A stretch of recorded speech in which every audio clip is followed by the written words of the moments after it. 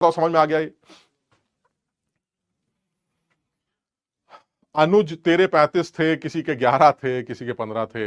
अब जो थे अगर वही दोबारा रखना है तो फिर रोते रहो, सड़ते रहो, सड़ाते रहो, रुलाते रहो। और अगर तुम्हें लगता है नहीं सर हमें कुछ बेहतर करना है तो उसके लिए तरीका तो यही है।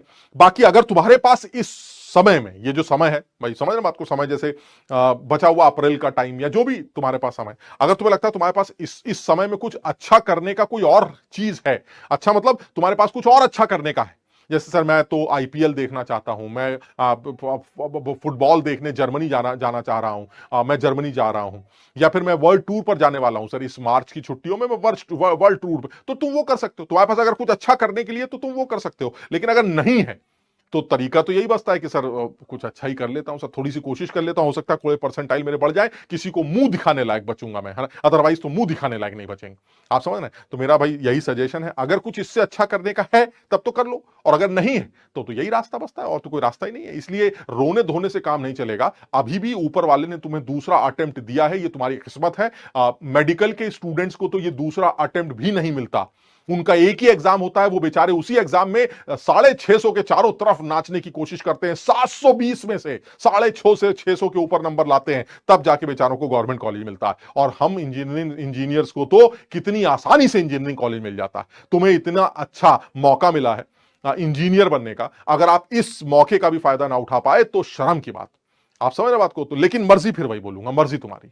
मैं नहीं जानता तुम्हारे घर के हालात कैसे हैं, मैं नहीं जानता तुम्हारे खुद के हालात कैसे हैं।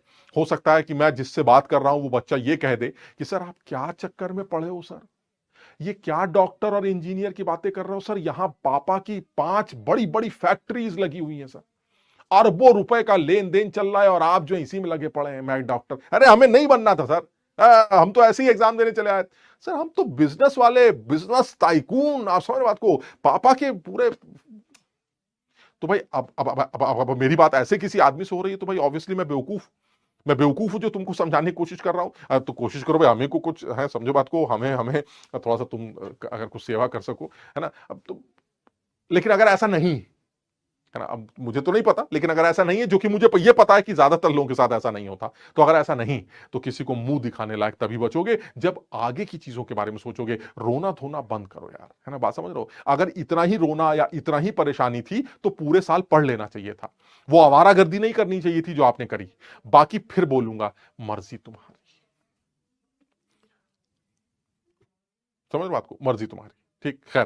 तो अब ये हमारा इन फैक्टर कैलकुलेशन का तरीका हो गया, यानी रिप्लेसेबल एच देखकर